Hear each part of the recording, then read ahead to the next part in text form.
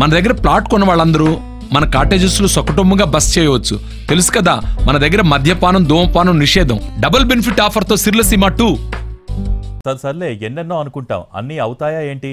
ఈ పాపులర్ డైలాగ్ని ఇప్పుడు ఆ ఇద్దరు అనుకుంటున్నారు. మైలవరం టికెట్ రాలేదని నారాజైన బొమ్మసాని ఎలాగోలా కన్విన్స్ అయ్యారు. మౌనంగా ఉంటూనే అధిష్టానంపై పోరాటం చేసిన ఉమా కూడా కామైపోయారు. వచ్చి రావటంతోనే టికెట్ అందుకున్న వసంత ఇద్దరినీ కలుపుకుపోయే ప్రయత్నం చేస్తున్నారు.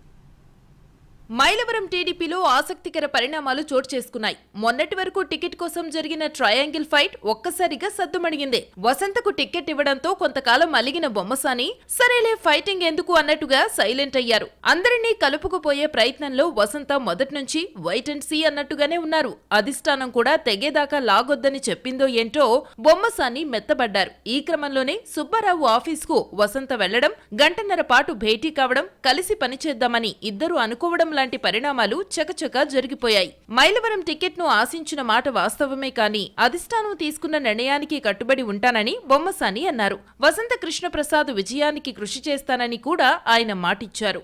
నేను కూడా ఈ మైలవరంలో ఆశించడం జరిగింది. నేను ఆ రోజు కూడా మీడియా మిత్రులందరికీ చెప్పడం జరిగింది, పార్టీ ఫైనల్ నిర్ణయం ఏం చేస్తే పార్టీకి కట్టుబడి పనిచేస్తానని చెప్పి. తెలుగుదేశం పార్టీకి మెజార్టీ వచ్చి కృష్ణప్రసాద్ గారిని శాసనసభ్యుడిగా మైలవరం నుంచి టీడీపీ బీఫామ్ గెలిచేటట్టు నా వంతు ప్రయత్నం నేను చేస్తానని చెప్పి ఈ సందర్భంగా తెలియదు. బొమ్మసాని రూపంలో ఒకటి సెటిల్ అయింది. వసంతకు ఇంకో టాస్క్ మిగిలింది. ఆ టాస్క్ పేరే దేవినేని ఉమా. ఈయన కూడా మైలవరం టికెట్ కోసం గట్టిగా ఫైట్ చేశారు. వైసీపీ నుంచి సిట్టింగ్ ఎమ్మెల్యే వసంత కృష్ణప్రసాద్ రాకతో ఉమా టికెట్ గల్లంతైంది.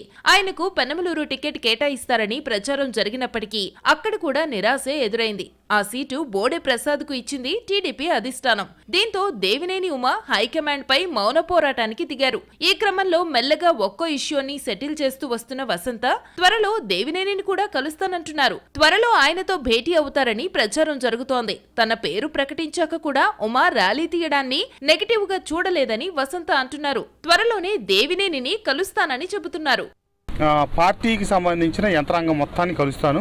ఈరోజు, రేపు, ఎల్లుండి 3 రోజులు కలిసి తదుపరి కార్యాచరణ నిర్ణయించుకొని ప్రకటించి, వాళ్ళందరూ తెలుగుదేశం పార్టీకి నాకంటే ముఖ్యులు, నాకంటే సీనియర్లు. తెలుగుదేశం పార్టీలో ఉన్నటువంటి క్రమశిక్షణ, బాధ్యతాయుతమైనటువంటి వ్యవహారం వారందరికీ బాగా తెలుసు. అందరం కలిసి ప్రయాణం చేస్తామని, కలిసి సాగుతామని అనుకుంటున్నాం. త్వరలో కలుస్తాను, మీకు తెలియపరుస్తా.